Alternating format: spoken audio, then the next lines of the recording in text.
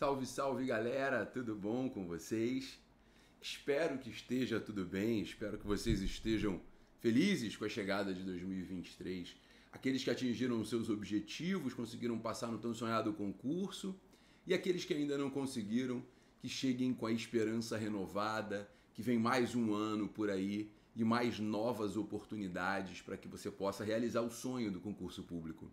Eu fico muito feliz em poder estar aqui junto com vocês, fazendo essa revisão dos principais pontos, de alguns julgados relevantes e das principais mudanças que nós tivemos no ano de 2023. Se você ainda não me conhece, muito prazer. Eu sou o professor Gabriel Quintanilha e agora nós vamos abordar um pouco do direito tributário. Eu vou começar pelo STF. Nós tivemos em 2023 algumas decisões extremamente importantes lá no STF. A primeira delas, que deve ser efetivamente lembrada, foi prevista lá no informativo 762 a gente está falando aqui do STF, né? Informativo 1082 do STF.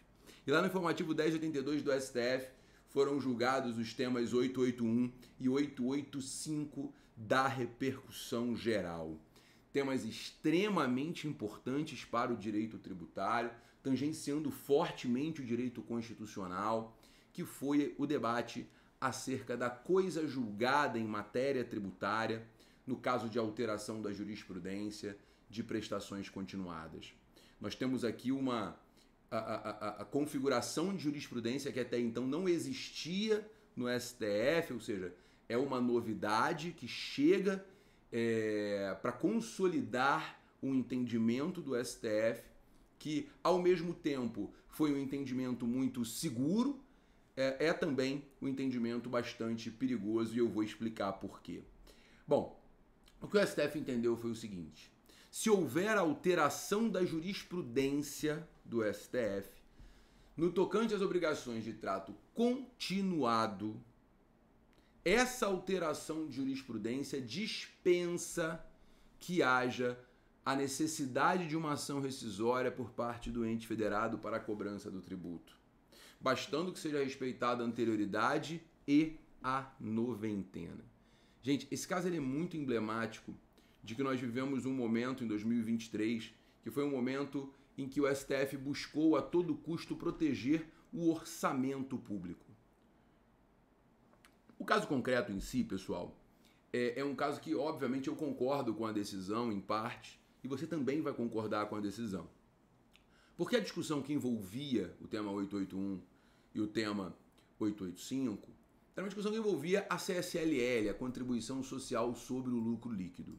A CSLL foi criada lá no finalzinho da década de 80, logo depois da Constituição de 88, e foi criada por lei ordinária. Foi atacada por diversas ações judiciais. Ações essas que efetivamente concluíram, algumas pela impossibilidade de cobrança da CSLL e outras pela possibilidade de cobrança da CSLL. Então muitas empresas se beneficiaram com decisões judiciais afastando a cobrança da contribuição social sobre o lucro líquido. E essas decisões judiciais transitadas em julgado criavam um desequilíbrio econômico para aquelas empresas, né, frente àquelas empresas que não tinham decisão favorável. Em 2007, foi consolidado o entendimento de que a CSLL, a Contribuição Social sobre o Lucro Líquido, ela era constitucional e que todo mundo deveria pagar. E aqueles que não tinham decisão judicial favorável já estavam pagando. Aqueles que tinham decisão judicial favorável disseram: não, eu tenho trânsito julgado em uma decisão judicial, eu não tenho que pagar. Se eu tenho uma decisão judicial transitada julgado a meu favor, eu não tenho que pagar. E com esse entendimento, o assunto se arrastou no STF. E o STF entendeu o seguinte: a concorrência ela é prejudicada quando uma decisão judicial afasta a contribuição para uns e não para os demais. E eu concordo com o STF, você também há de convir que o STF tem razão nesse ponto. Então, a alteração da jurisprudência em sede de repercussão geral vai fazer com que todas as decisões anteriores deixem de produzir efeitos. Automaticamente? Não. Deve-se respeitar a anterioridade e noventena a depender do respectivo tributo. Deve-se respeitar a anterioridade e noventena a depender do respectivo tributo. O que me traz o que eu preciso fazer uma crítica aqui é que no caso concreto, o STF aplicou o entendimento de forma retroativa. Ele não aplicou a anterioridade noventena. Ele disse que a CSLL é devida desde 2007 para todo mundo. E o argumento do ministro Barroso foi muito problemático, porque ele diz o seguinte, olha, a pessoa sabia que tinha que pagar. Não pode alegar agora que não sabia. Não sabia. Tinha uma decisão transitada em julgado. A STF não tinha decisão ainda, não tinha formação de jurisprudência acerca da obrigação de extrato sucessivo. Né? Mas enfim, fica a crítica, mas fica o entendimento. Se o STF mudar de entendimento, se o STF mudar a sua interpretação, o tributo passa a ser devido, respeitado a anterioridade noventena de cada tributo, tá? Respeitar a anterioridade noventena de cada tributo. Esse julgado, então, ele é extremamente importante porque a coisa julgada em matéria tributária ela é relativa até que haja a alteração da jurisprudência. Até que haja alteração da jurisprudência, a coisa julgada ela vai ser relativa. Então, muito cuidado com isso, tá? Um outro assunto julgado pelo STF em 2023 que merece nossa atenção foi o informativo 1083, constou lá no informativo 1083, que foi o tema 390 da repercussão geral. No tema 390 da repercussão geral, o STF entendeu que o artigo 40 da Lei de Execuções Fiscais, quando ele prevê a suspensão do processo por um ano, para o início da contagem da prescrição intercorrente, ele traz uma regra processual e não uma regra material, de modo que não há necessidade de aplicação da reserva de lei complementar. De modo que não há aplicação da reserva de lei complementar. Então é um entendimento muito interessante adotado pelo STF, lá no informativo 1083, porque esse assunto foi objeto de muitas discussões. Resumidamente, o que acontece é o seguinte: a prescrição em matéria tributária está reservada à lei complementar. Isso está expresso lá no artigo 146, inciso 3, a linha B da Constituição. E as causas de interrupção e suspensão da prescrição, obviamente, têm que estar em lei complementar, uma vez que o assunto está reservado à lei complementar. E é o CTN que trata desse assunto. É o Código Tributário Nacional que vai tratar de prescrição, que vai tratar de decadência e etc. Então, muita gente fala assim, a Lei de Execuções Fiscais não poderia tratar do assunto. Só que aqui está o ponto. A Lei de Execuções Fiscais ela não trata de prescrição e decadência. A Lei de Execuções Fiscais, ela na verdade, ela só regulamenta processualmente como vai funcionar o reinício da contagem da prescrição que foi interrompido pelo CITSE. Ou seja, a Fazenda promove a execução fiscal, o juiz lavra o CITSE nos autos, coloca lá o despacho citatório, e nesse momento é interrompida a prescrição, artigo 174, parágrafo único, inciso 1 do CTN. Tá? E a execução fiscal ela vai ser ajuizada, né? Quer dizer, já foi ajuizada, ela vai andar, não vai encontrar o réu, não vai encontrar o devedor, não vai encontrar os seus bens. Aí o juiz suspende o processo por um ano. Essa regra processual não é prescricional. A prescrição ela está interrompida pelo CITSE. A suspensão é do processo e não da prescrição. Por isso que não há necessidade de lei complementar e foi esse o entendimento adotado pelo STF lá no tema 390 da repercussão geral. Mas preste bem atenção, continuamos com prescrição e decadência reservadas à lei complementar, tá? Nada mudou. Nada mudou. Um outro entendimento adotado pelo STF curioso, isso é bastante curioso na minha opinião, e demonstra uma alteração de jurisprudência, uma tendência de alteração de jurisprudência muito complexa, que nós vamos consolidar em 2024, provavelmente, estava no informativo 1083, também no informativo 1083, que foi a incidência do ISS sobre cessão de direito de uso de espaços em cemitérios para sepultamento. Foi o caso da ADI 5869 do Distrito Federal. Esse caso é muito emblemático de como o STF está mudando a sua jurisprudência. O STF está trazendo novos conceitos para a incidência do ISS e, sendo aprovado ou não a reforma tributária, isso vai ter um impacto muito grande, porque o ISS sempre foi interpretado como tendo como seu fato gerador uma obrigação de fazer, né? E a cessão de espaço para sepultamento é como se fosse uma locação de espaço. O STF entendeu que não, nesse caso trata-se de uma operação mista, portanto ela é tributável pelo ISS. O STF entendeu que nesse caso está englobado na cessão do espaço do cemitério a prestação do serviço de guarda e conservação de restos mortais. Então, se você tem uma operação mista, deve incidir o ISS. Eu achei isso muito curioso, uma decisão muito curiosa, né? Que demonstra aí uma alteração de jurisprudência, uma tendência de alteração de jurisprudência no nosso Tribunal Superior, porque efetivamente o STF está levando em consideração os conceitos adjacentes, não somente a seção pura e simples. Então, a gente tem aí uma tendência de alteração de jurisprudência para algo um tanto quanto mais complexo no futuro, né? No futuro. Mas, enfim, vamos botar as barbas de molho e esperar as cenas dos próximos capítulos, porque esse assunto realmente é um assunto que ainda vai gerar bastante discussão. Bom, um outro assunto relevante que o STF julgou foi no informativo 1095, que foi no tocante à incidência de taxa, a possibilidade de municípios cobrarem taxa sobre a fiscalização de postes de transmissão de energia. Foi a arguição de descumprimento de preceito fundamental número 512 do Distrito Federal. Esse assunto também foi bastante interessante. O STF entendeu que é inconstitucional os municípios criarem taxa de fiscalização de poste, porque o STF entendeu que é competência privativa da União legislar sobre energia elétrica, tá? Eu confesso que eu discordo um pouquinho dessa decisão do STF, porque eu acho que o município, quando ele cobra uma taxa de fiscalização sobre a colocação do poste, o que ele está fiscalizando não é a energia elétrica que está sendo transmitida pelos cabos que estão no poste. O que ele está fiscalizando é: esse poste foi colocado na forma correta, no local correto, com o recuo correto da rua, longe de hospitais, longe de colégios, longe de expor ao risco a população.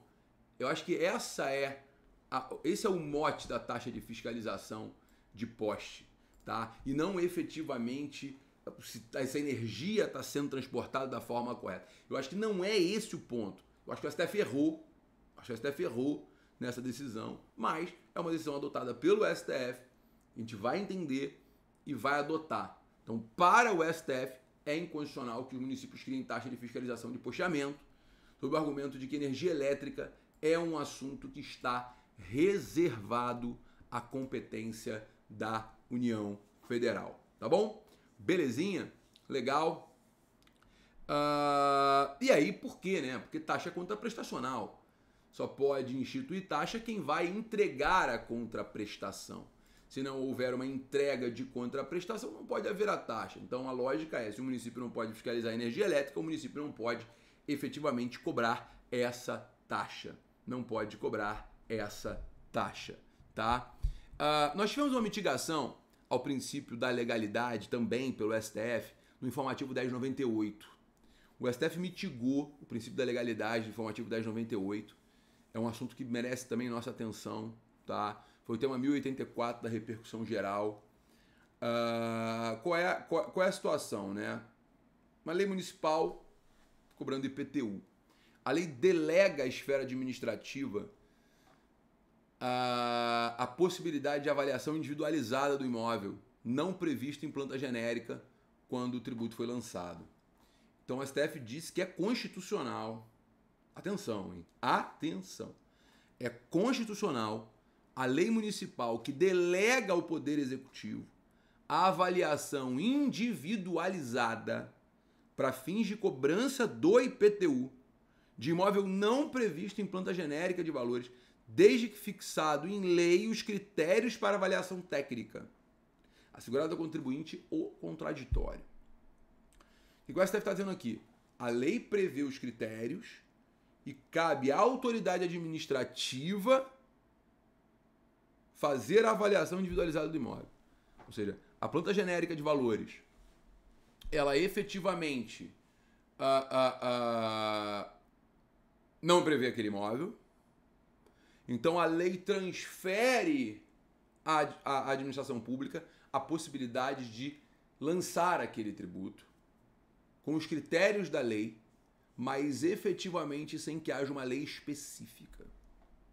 Então é uma deslegalização que já existe lá nas contribuições para o GILRAT, né, que efetivamente é um assunto extremamente importante. O STF está atendendo a uma deslegalização do direito tributário, ou seja, a previsão em lei de requisitos e critérios e a aplicação pela autoridade, no caso concreto, daqueles requisitos e critérios para que haja cobrança do tributo.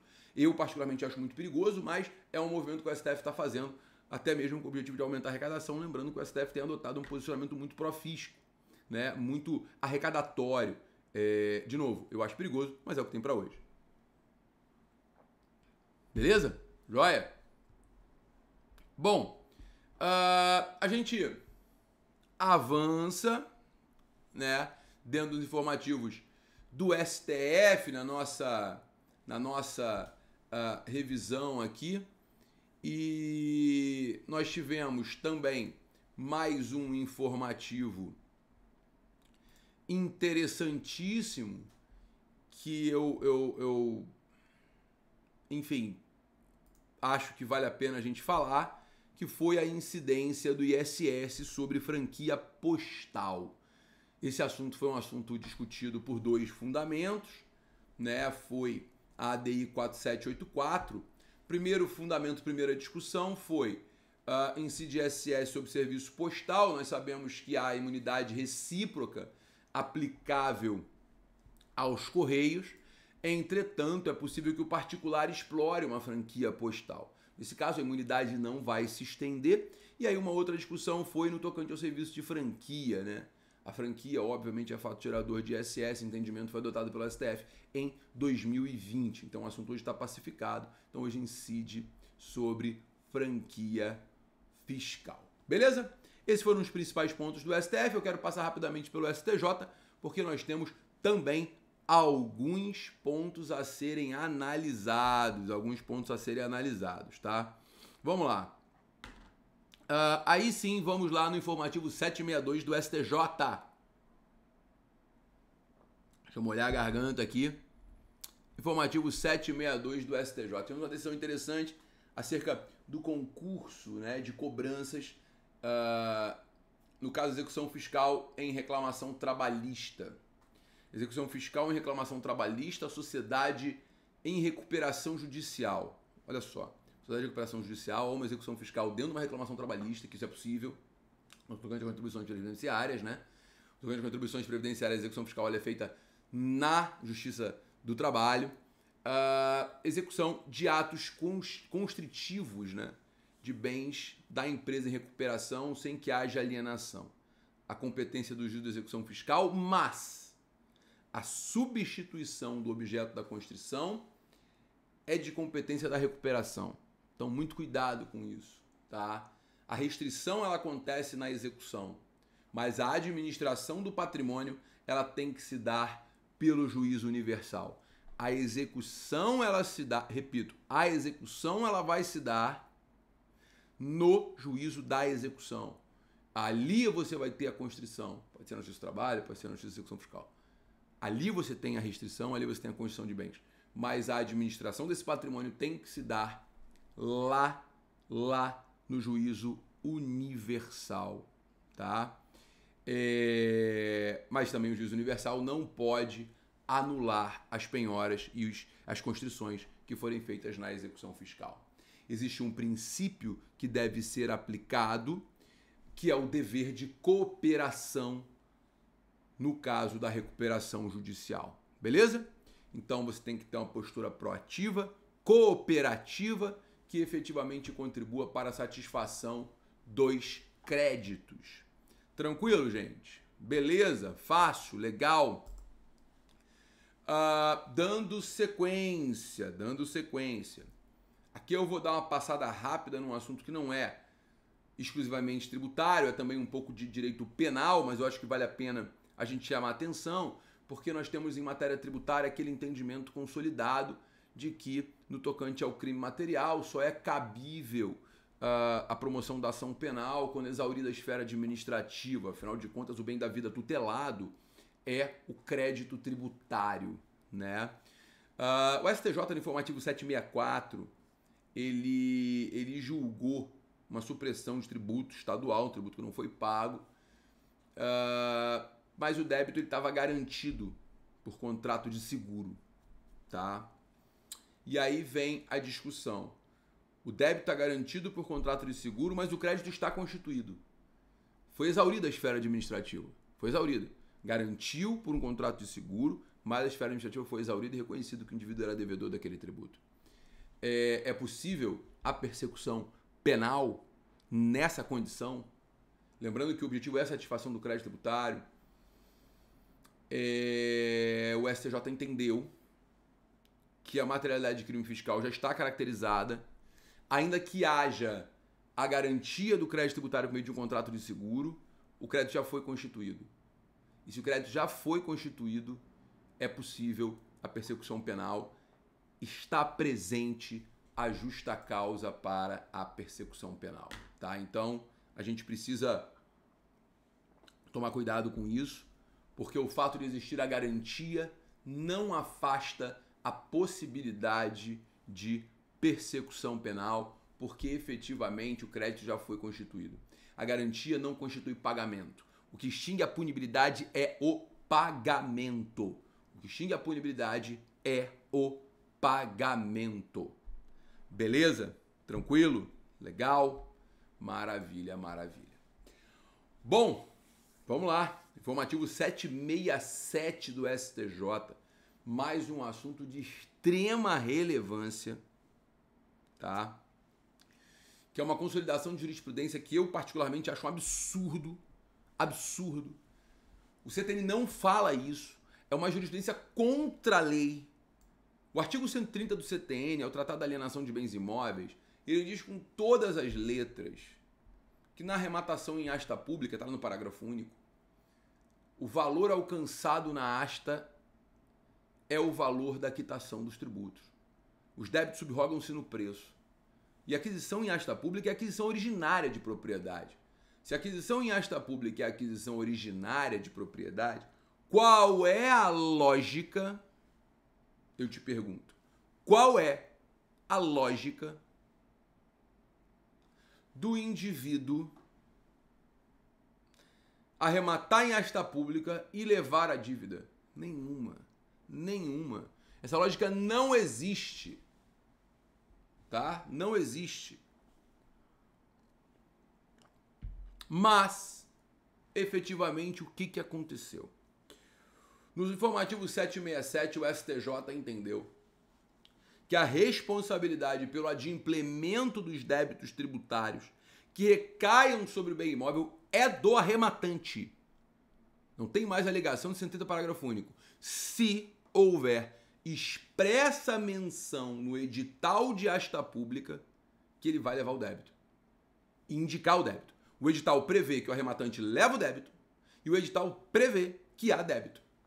Automaticamente a dívida se transfere. Automaticamente a dívida se transfere. Não tem o que fazer. Então, muito cuidado com o informativo 767. Atualize o seu código para não se arrepender. Ok? Beleza? Show de bola? Maravilha, maravilha. Nós temos no informativo 769 duas decisões que são interessantes aplicando-se a impostos em espécie, tá? Uma é a decisão acerca da base de cálculo do ISS, um assunto que já está super consolidado, mas não custa nada a gente reforçar. Foi discutido o serviço de concretagem e a discussão acerca da dedução dos materiais empregados. O STJ só utilizou o entendimento que ele já tinha consolidado antes, no sentido da impossibilidade de dedução dos materiais empregados, né? A base de cálculo do ISS é o preço do serviço de construção civil contratado, não sendo possível deduzir os materiais empregados, a não ser que, e esse é um entendimento já antigo, a não ser que esses insumos tenham sido produzidos fora do local da obra e comercializados de forma destacada, separada, incidindo sobre eles o ISS. Então, na concretagem, você não pode deduzir os materiais empregados, podendo sim deduzir se esses insumos foram fabricados fora do local da obra, se foi recolhido o ICMS e foi efetivamente destacado o imposto e vendido esse produto para a obra. Beleza? E no informativo 769 também temos um entendimento interessante com relação ao imposto de renda, né? Servidão administrativa. Ou seja, há uma linha de transmissão e ali então é instalada uma servidão administrativa.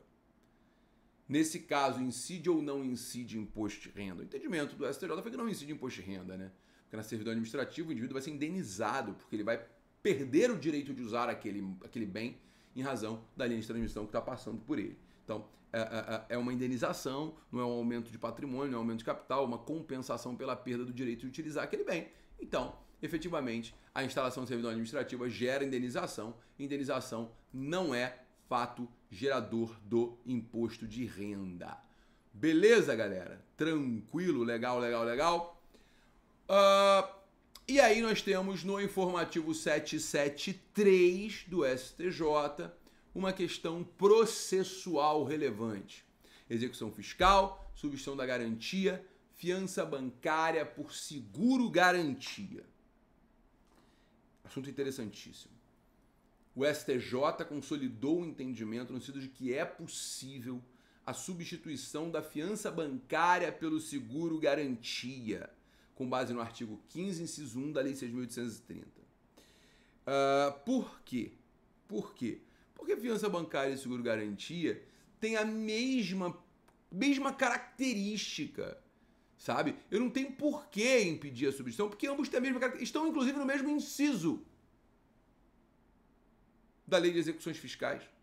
Então, não permitir a substituição de um pelo outro realmente é um absurdo. Eles estão no mesmo patamar, são a mesma garantia. Então, não há que se falar na impossibilidade dessa substituição. Beleza, galera? Não há que se falar na impossibilidade dessa substituição. E aí, pessoal, presta bem atenção. Eu queria encerrar aqui essa nossa revisão com um assunto muito interessante, que foi o informativo 782. No informativo 782, o STJ reforçou o entendimento já adotado anteriormente no tocante à interpretação do artigo 185 do CTN. O 185 ele prevê que considerar-se-á fraudulenta a alienação de bens do devedor após a inscrição em dívida ativa do crédito tributário, ainda que não haja execução fiscal. Será considerada fraudulenta a alienação de bens do devedor, bastando a inscrição em dívida ativa. Basta que haja inscrição em dívida ativa. Não haverá fraude se o indivíduo resguardar bens suficientes para saldar o crédito. Se o indivíduo guardar patrimônio, guardou bens para saldar o crédito, aí beleza, não tem fraude. Agora, se ele não guardar bens, presumir-se-á fraudulenta a alienação de bens do devedor. E aí que está o detalhe. O STJ ele foi além e ele reforçou o entendimento para dizer o seguinte: mesmo se houver transferências sucessivas do bem feitas após a inscrição do débito em dívida ativa, será considerada fraudulenta a alienação. Essas cessões posteriores serão fraudulentas, sendo irrelevante a comprovação de boa ou má fé.